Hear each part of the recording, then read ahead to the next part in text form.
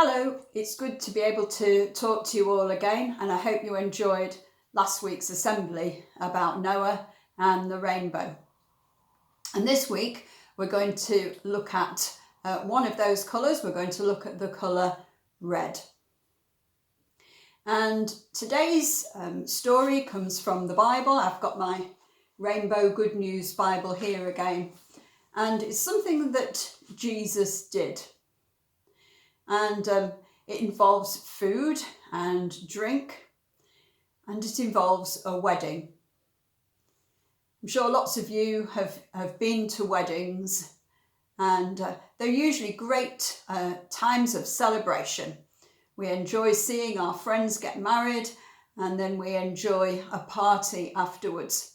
And usually at a wedding, there's lots of food and there's lots of drink. There's lots of dancing, there's speeches and photos, and everybody has a great time.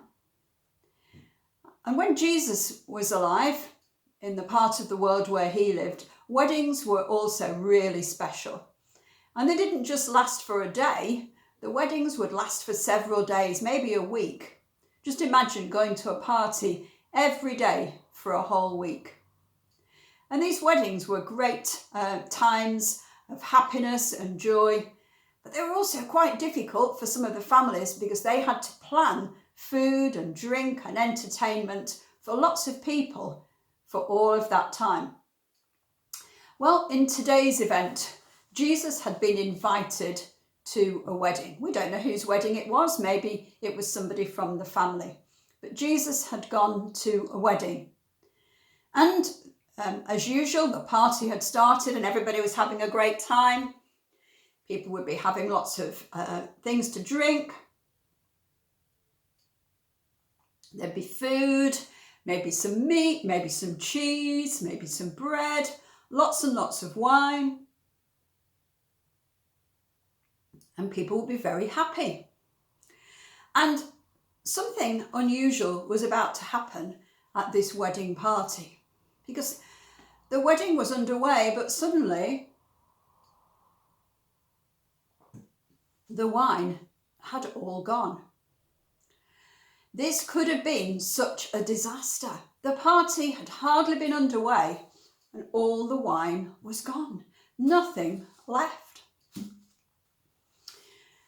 And Mary, Jesus' mother, was there at that wedding. Maybe she was part of the family too. And this is what happened, and it tells us this in the Bible, in John chapter 1. When the wine had run out, Jesus' mother said to him, "They have no wine left." Jesus said, "You mustn't tell me what to do. My time has not yet come." And Jesus' mother then told the servants, "Do whatever he tells you." So Mary knew that Jesus would do something amazing. And then it goes on to tell us what happened. And it said, in those days, every house would have some big jars. And these jars, like this one, would be much bigger than this, would usually have lots of water in them. And they would use them in ceremonies for washing and being clean. And Jesus called over the servants and he said to the servants, "Go and fill up those huge jars with water." Just imagine if you were one of the servants. You know that the wine has run out. And here's Jesus saying, fill the jars with water. That really isn't going to go down very well. The guests don't want water. But, well, the servants were servants, and so they did what they were asked. They went backwards and forwards, fetching more and more water from the well. And they used the water to fill up the wine jugs.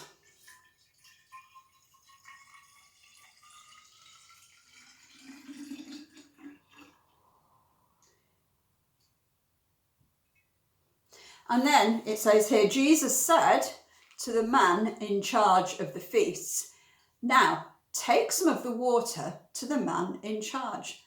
The servants took him the water, which had now turned into wine.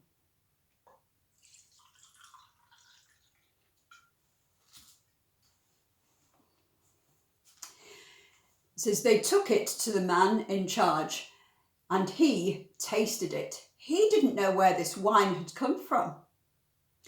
And he called the bridegroom, the man who's just got married, and said to him, everyone else serves the best wine first, but you have kept the best wine until now. And so this wine was shared with everybody at the party, and everybody was enjoying it and saying, this is the best wine we've ever tasted. And maybe the servants were puzzled. They'd fetched water, and now this was wine. What had happened? But Mary knew that Jesus would do something amazing. And this is how the passage in the Bible finishes. Jesus performed this first miracle in Cana in Galilee. There he revealed his glory, and his disciples believed in him. And so this is the first time in the Bible that Jesus did a miracle, something amazing that couldn't normally happen. And I wonder why. Why would Jesus turn water into wine as the first miracle that he did? Why is it that he didn't heal somebody who was ill for the first time? Why was it this miracle that was first? And that gives us a little clue in the bit I just read. Jesus revealed his glory. From now on, Jesus would start to tell people about God and how they could know God for themselves. And this miracle would show that he really is God's son. Not everybody would understand. Not everybody would believe it.